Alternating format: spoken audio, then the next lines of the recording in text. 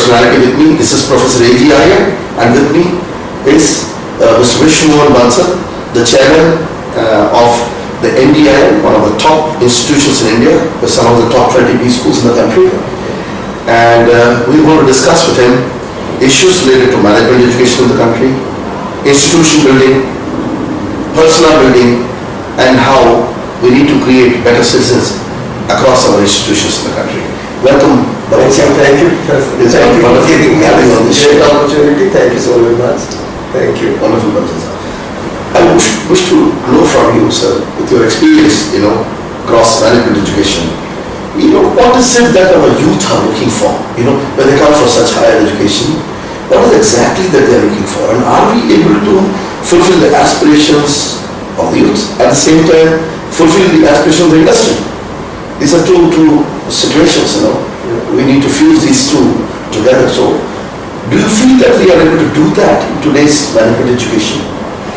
You have raised a very important and the real issue behind the entire education scene in our country. The thing is that various sectors of education need to focus on these issues, which unfortunately over the years there is no focus at all. You get into primary education, you get into school education, then undergraduation. The total emphasis, what I am seeing over the years is getting admission into most sought after or most branded, you can call it, those schools and colleges. Basically, people are looking at the name of the People are looking at rather than the content. Rather than the content.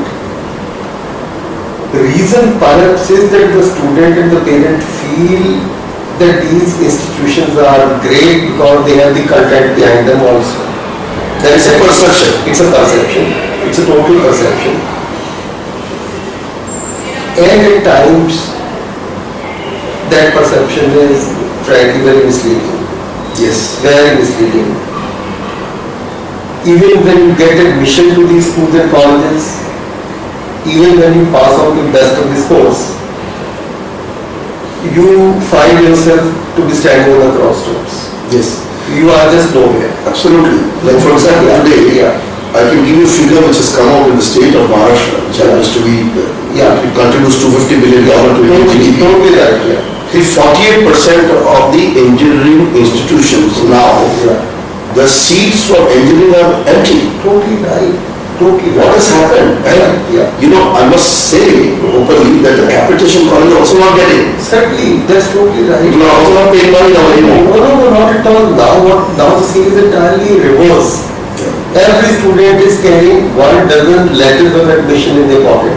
Right. 1 dozen letters of admission, maybe 2 dozen. Right. Okay. So now the scene has become totally different. The student is the chooser now. Yes. First of all, they decide which college they would join. Most of these colleges, be it engineering, be it MBA, Right. are engaging, I shouldn't be using this word, that they're trying to get their students or the admissions through some third parties. They are That time has come. I know. So, but that's a very sad scene. Yeah. The intermediary is trying to sell your college to a student. Exactly.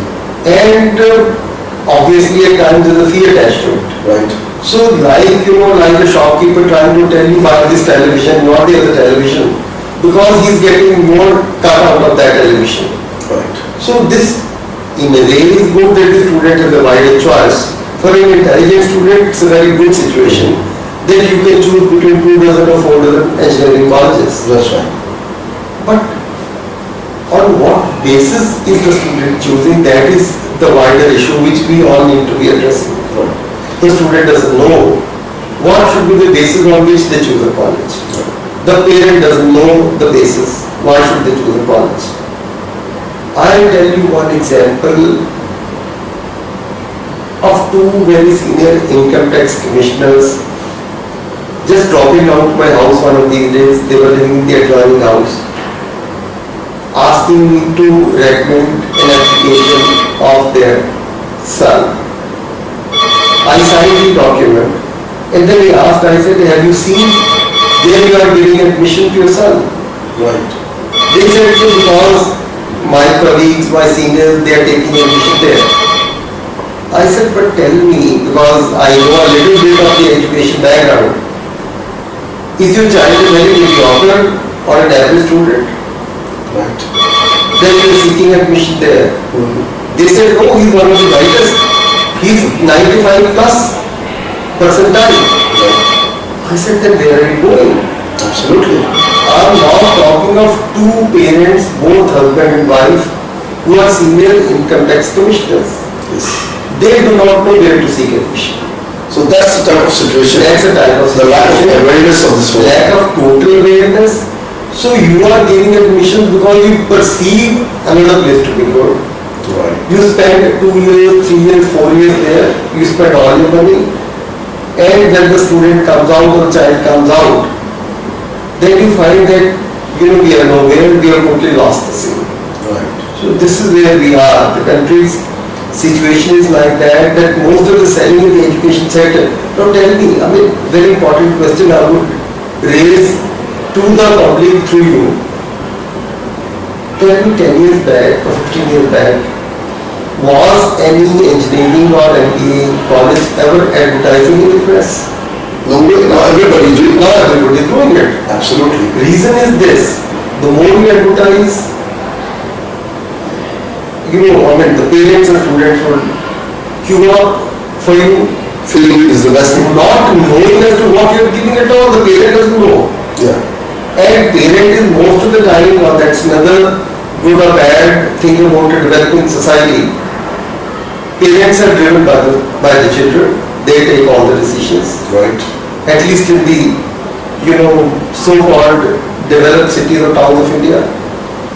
And those children, their call is taken by their colleagues and friends. They do not know anything. Correct. They just decide, okay, that friend is taking admission over there. That's the best college, I will do it. Yeah. Right. This is a very, very sad scene emerging. Right. Very sad scene emerging.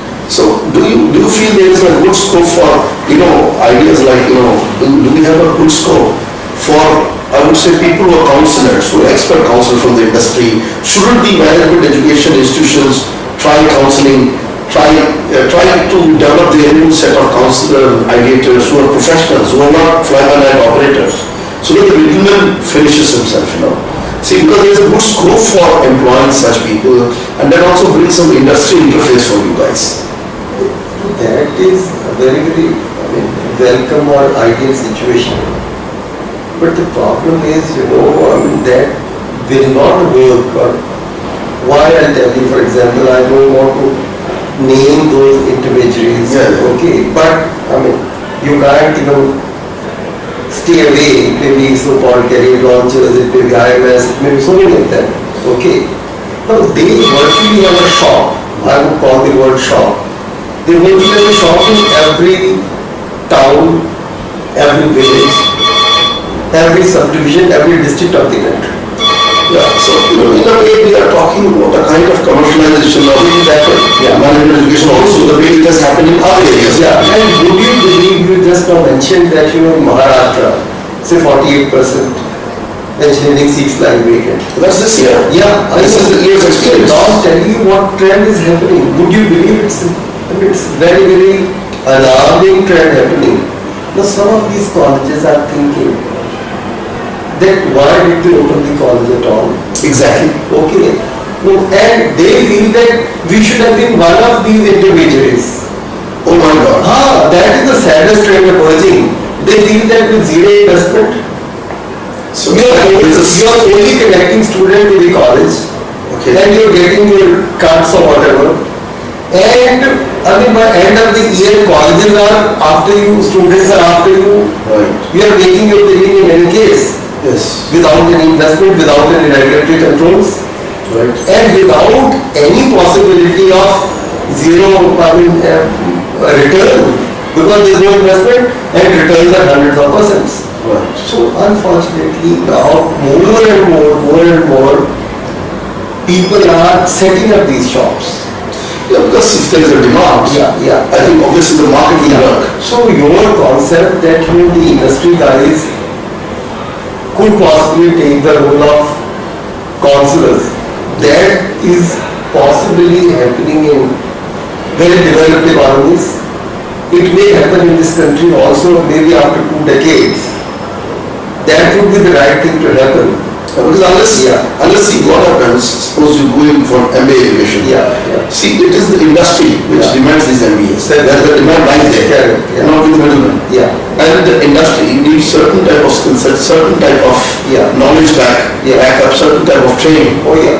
And that's a very dynamic situation in the industry. Yeah. Because we were in a local market situation. Yeah. More and more we are becoming an integrated market. Totally right. See, we are dealing with SAARC, Yeah. we're dealing with South Asia, Yeah. you know, whether it's, see, look at the trade starting from all around, we are looking at the trade economics Yeah. going around. And earlier it was only one type of commodity. Yeah. Now you're looking at energy, you're looking at infrastructure, Yeah. we're looking at telecommunications.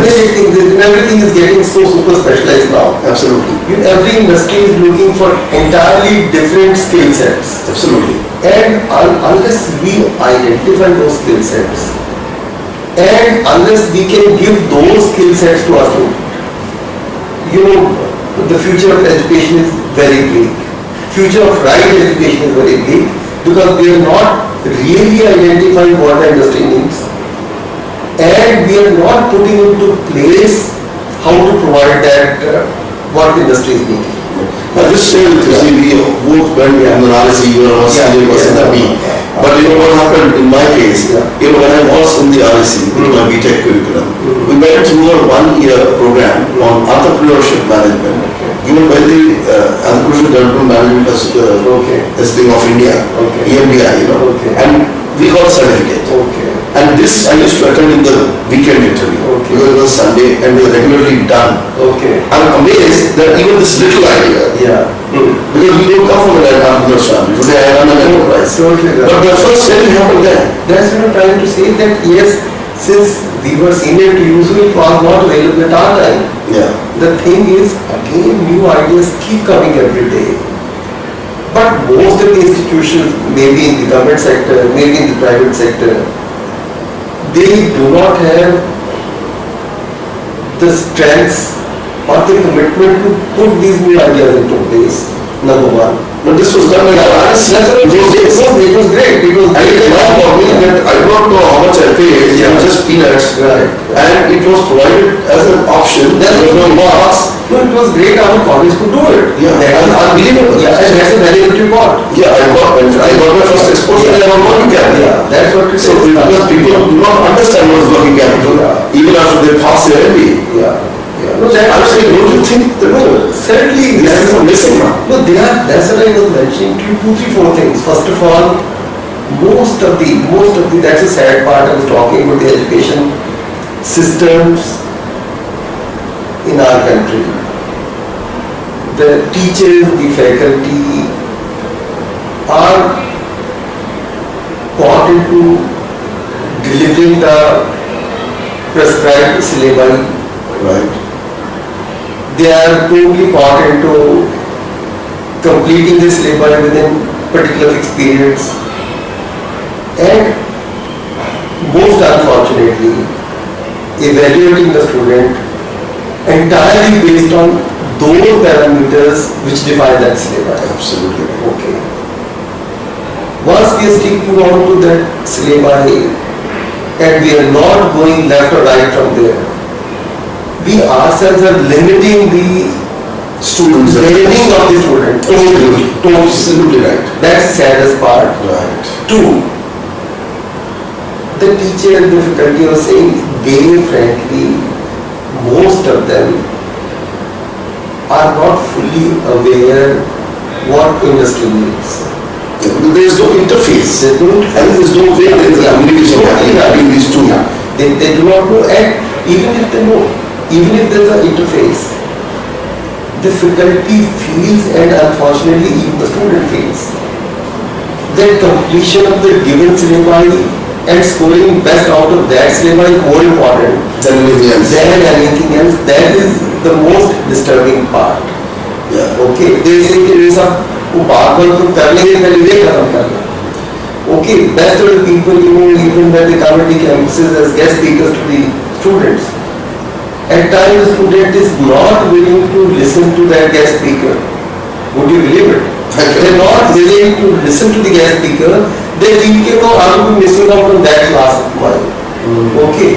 They feel that the class but the teacher, because they have to complete the syllabus, is more important than listening to the views of that great guy who 30, 40 years who has spent into his private businesses, who brings in all the experience, who will open up your mind to 100 new situations. Yes. You're not willing to listen. Student, unfortunately, in the last 20, 30 years of school and college education, has been tied down to a particular syllabi, a particular way of teaching, particular way of learning, particular way of assessment. Right. So that is the saddest part. We need to be totally changing, not just in the engineering or MBA colleges. Not everywhere. Our system has to change from class 1. Right. Okay, by the time you enter engineering and MBA college, your mind is groomed into examination patterns. Right. You don't Not learning is not. learning doesn't happen at all. You tell me which engineer, electrical engineer, can't even put a fuse when he goes to his house. It doesn't work. He's not going to The get other that. engineer cannot do anything on the lathe machine. He just doesn't know what it is. So same thing is happening on the MBA side. Most of the time, the student remembers all the theories. He remembers names of all the authors. It's like bookish. It is totally bookish. You give them a situation, a problem, half of them become nervous that very time. Half of them will try to take leave that very day because they haven't, in the 2 years of MBA, been exposed to any practical way of finding solutions. Yeah. Problem solving has not come in the culture. No, it hasn't come from class 1. You have been just scoring 99%. And he was trying to change it in the last period and it did not happen. First of all, difficulty is not at all willing to change. Okay, that is what frankly I have been very lucky because I have been a part of the government for 36 plus years and part of the government at highest of the levels. So I knew that government doesn't really impose all those limitations. That's right. Government is most of the time very forward looking. It may not seem to be so. The perception is The different. perception is different. Okay. So when I came here 4 years back exactly, after studying the systems and the syllabi for 2, 3, 4 months, I wanted to do a couple of changes into that. My faculty, my dean, everybody, the very pet thing that everybody has in their pocket is, sir, the ACT doesn't allow it. We have to take the ACT's approval. I said no. For everything you do, everyone. I said I will handle. I have to tell him very bluntly. I said I will handle the AICT. We are doing nothing wrong. AICT has nowhere written that these things are prohibited. They only say this is the limitation. They have given basic outlines.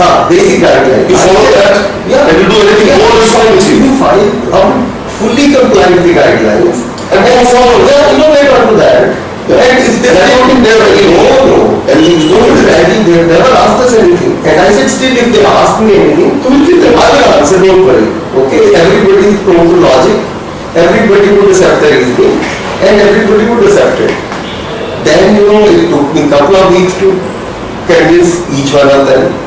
Then I realized the next difficulty. Then they told me, yes, we will put into place in the next academic session. Now this academic session is already 6 months over. I said, first of all, when all of you agree that this is a good thing, that this will help the student. So why do you want to deprive these students who are going to with me for another 18 months of the benefit? Right. I said, we'll put it into place right now. Okay, I will not wait for the next batch. Again, then I possibly realized after a couple of more days that possibly most of them were not in a position to put the whole thing into place because of their own intellectual limitations. Yes, sir. Okay, so that was the crux of the whole problem. Then I had to tell them very frankly and very sweetly rather. I said, you please stay away. Don't worry at all. These additional things will be taught by people from the industry. You please keep on teaching what you want to teach. I do not want you to be teaching these new things. And it was very easy for me to do it. So now everybody is used to the concept here that whatever we decide today, it will be put into place tomorrow. Yeah, and frankly we seem to be very happy because our industry connect has improved so much that you can't even believe. Almost every day, even today, 3 o'clock, we are having a guest speaker at the campus. He's again from the media only. And in the last 12 months, we had 621 top CEOs and CMDs and directors at the campus speaking to students. Almost you would say it comes to 10 to 15 every week. So purpose is to give that extra bit of learning or exposure to the student, which opens up their mind to new horizons. So it's good, also, I'm trying to find out how NDM has, in this environment, in this very difficult environment, and where innovation is continuously going to be there, industry has a demand, how do you retain your top position, Well, I don't want to look at the typical rankings, but fine, but then there is a value attached to your type of institution because it's done it for a long time. So it's not like it's come overnight and done. So I want to know from you in this whole interview that how you will be able to sustain this effort. I'll tell you, because at times we also look back and some other friends have also been asking this question. But then we possibly find answer, in the fact that number one, we neither by profession nor by our bent of mind, we are not business people at all. Okay. The founders, my father was a UPSC member, he was the founder. He founded this education Gurukul, I would say. It's a not-for-profit. And as a peer value to the society. Absolutely right. And he founded at the age of 70 years. As a committed educationist. We rather the entire family tried to stop him. That at the age of 70, you please don't get into all those things. He put all the family's money, he sold all the properties to start this. And he said, at this age of my life, I'm not looking for any money. And I do not even know how many more years I'm going to live. But yes, I want to do something more for this society. So with that feeling, we have been doing it. Same thing, I after my retirement, before I retired on 30th of June 2010, before I retired, I was given re-employment by the same government. And I was asked to carry on working. But I thought I'll work only for another month or two till my other remaining commitments of Commonwealth Games. I was seriously associated with that in a very senior position. The moment that job was over, I returned my car that day and came back here. And after coming here, frankly, that's another learning for me also. That it may be your tourism sector, it may be your health sector, it may be your education sector, it may be any sector in the country. It may be our government of India, it may be your PSUs, it may be the media, everywhere. If an organization is not at the top, it is always the management failure. You can't blame anybody else. This is just the management failure. It's failure of the management to look forward, failure of the management to take immediate decisions, failure of the management to identify right people to take those decisions forward. And I always feel at times, I keep quoting this, I'm always reminded of that Guru Gobind Singh telling ke sawa lakh se ek ladao. So I feel that in case you have the potential to identify the right person and groom the right person, that right person is as good as some other people. Great, sir. Okay, so I'm trying all these years that education sector is also suffering possibly because management at the top is either not correctly focused or is not in a position to take the faculty and the students along. And the management again, as I say, is not forward looking at all. They are delivering the syllabus, they are taking the exams, not seeing whether the product can compete with the best in the world. Whether my product Right.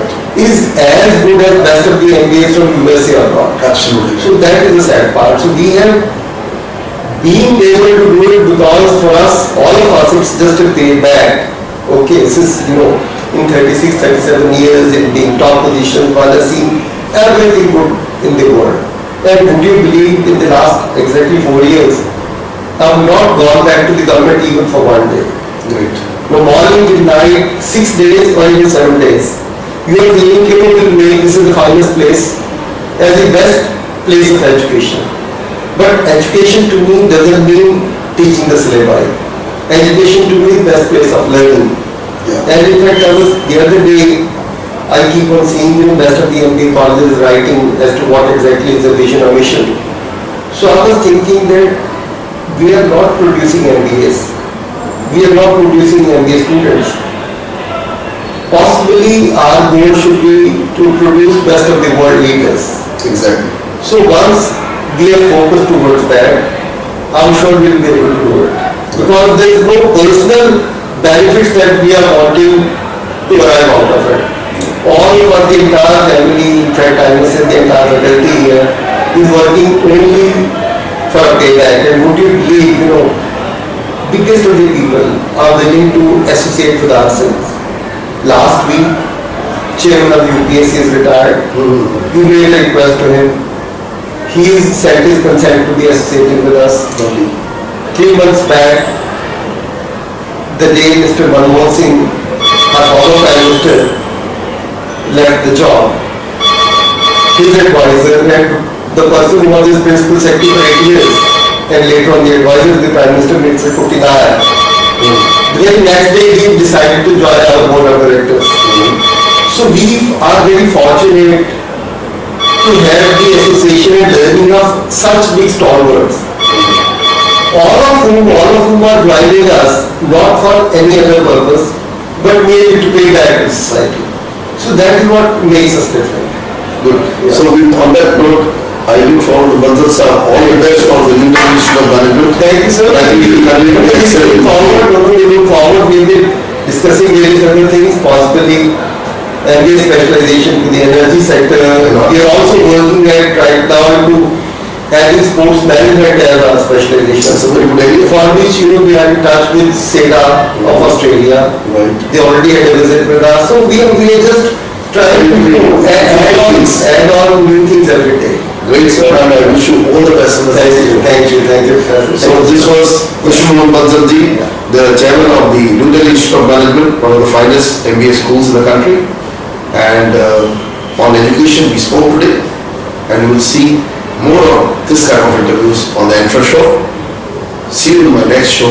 Goodbye and good luck.